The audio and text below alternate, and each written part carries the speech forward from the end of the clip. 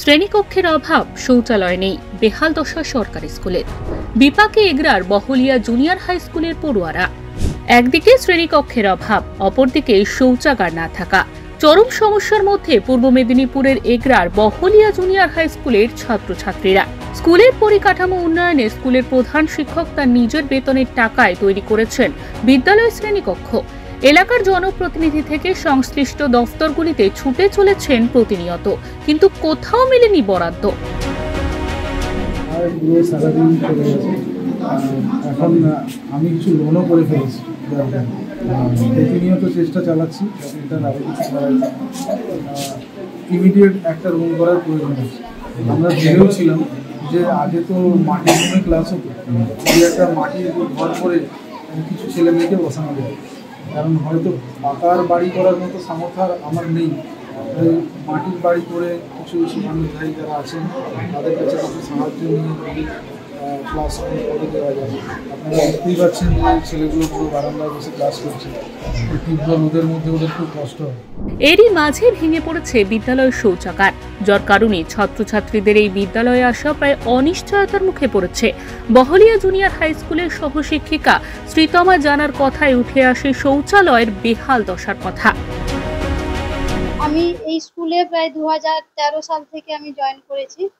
তখন প্রথম দিকে মানে টয়লেটটা, মেয়েদের টয়লেট বিশেষ করে ছিল, মোটামুটি ভালো ছিল, খুব ভালো ছিল বলবো না, তবে মোটামুটি ছিল। কিন্তু এত বছরে মানে একেবারেই টয়লেটের অবস্থা এখন যা পরিস্থিতি প্রায় নেই বললেই চলে।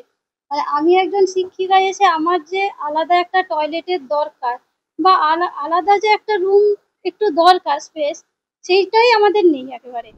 এলাকার জনপ্রতিনিধি তাপস দে জানিয়েছেন বিষয়টি নিয়ে তিনি বিডিওর সঙ্গে ও সংশ্লিষ্ট দফতরে দরবার করেছেন। মেইনলি স্কুলে টিচার আমাকে অনেকবার বলেছিলেন এখানে যে টয়লেটটা আছে মেয়েদের, বিশেষ করে এখানে মেয়েদের সংখ্যাটা বেশি আছে, স্টুডেন্ট বেশি আছে, তাই ওরা অনেকবার আমাকে বলেছিলেন। তাই বিডিও অফিসে যখন মিটিং হয়, আমাদের অর্থের মিটিং হয়, তখন আমি বিডিও সাহেবকে বারবার বলেছিলাম, স্যার এই ব্যাপারটা একটু দেখুন, কেন ওখানে ছাত্রছাত্রী আছে, বড় বড় মেয়েরা পড়াশোনা করে, তারা কিন্তু আলটিমেটলি বাথরুমের অবস্থা করুন। তাই বলার পরে আমাদের উনি বলেছিলেন যে দেখছি কি করা যেতে পারে। তারপরে আমি জেনারেল মিটিংয়ে তুলি, জেনারেল মিটিংয়ে ওটা রেজুলেশন কপি হয়। ওনারা বলছেন শুধু দেখছি আর দেখছি আর দেখছি, কিন্তু কোনোদিন কোনো প্রকারে করা যাচ্ছে না। বিষয়টি নিয়ে এগরার বিধায়ক তরুণ কুমার মাইতি জানান, সমস্যার কথাই প্রথম শুনলেন তিনি। তার কথায় সঠিক জায়গায় আবেদন করলে নিশ্চয়ই ব্যবস্থা করা হবে। ব্যাপারটা হচ্ছে যে টয়লেটের সমস্যা যদি থেকে থাকে তারা প্রপারলি আবেদন করলে কিন্তু টয়লেট পেয়ে যাবেন।